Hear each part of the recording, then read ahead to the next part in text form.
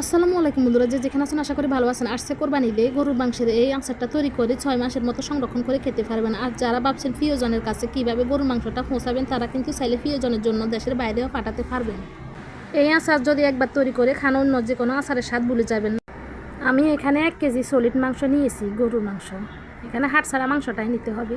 আর অল্প এখানে চর্বি নিয়েছি। এখানে আমি গুঁড়া মরিচ 1 চা চামচ, হলুদ 1 চা চামচ দিয়ে দিলাম।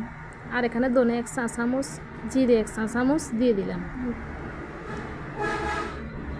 এখানে লবণ পরিমাণ মতো, এখানে আদা বাটা, রসুন বাটা দিয়ে দিলাম। এখানে আমি দিয়ে দিব গরম মশলা 1 চা চামচ। গরম মশলার ভিডিওটা আমার চ্যানেলে আছে, আপনারা চাইলে এটা দেখে নিতে পারেন। এটা স্পেশাল মশলা।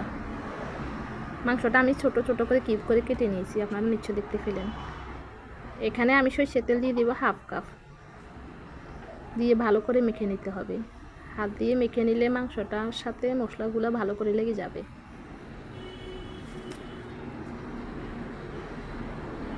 এখানে আমি 2 কাপ পানি দিয়ে দিব। পানিটা দিয়ে এখানে আমি চুলায় এটা বসিয়ে দিব, ঢাকনা দিয়ে ডেকে দিব। প্রথমে চুলার আঁচটা হাইটে রাখবো, পরে চুলার আঁচটা কমিয়ে এটা লো আছে এটা রান্না করব। মাঝখানে মাঝখানে এটা আমি নেড়ে দিব। এটা সিদ্ধ হয়ে আসলে একদম পানিটা শুকিয়ে নিব।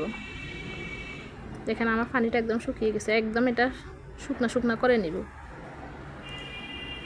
মাংসটা এদিক দিয়ে হয়ে গেছে। এখান দিয়ে আমি এখানে 2 কাপ সরষের তেল দিয়ে দিলাম। এখানে 7-8টা শুকনা মরিচ, তেজপাতা, এলাচ, দারচিনি দিয়ে দিলাম।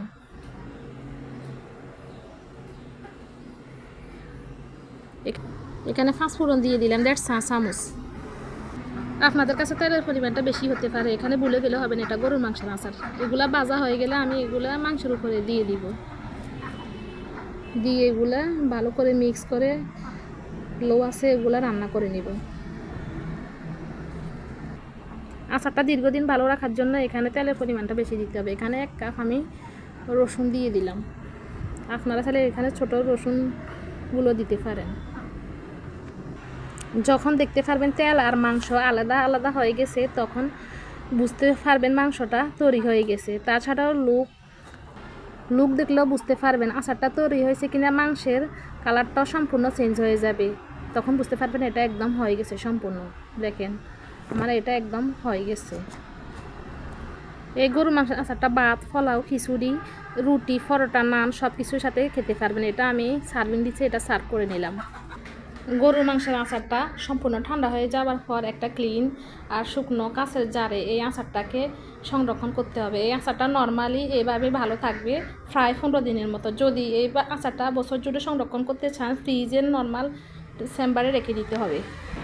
যারা আমার চ্যানেলটি সাবস্ক্রাইব করে না, সাবস্ক্রাইব করে দেবেন। সবাই ভালো থাকবেন, সুস্থ থাকবেন। আজ এ পর্যন্ত, আল্লাহ হাফেজ।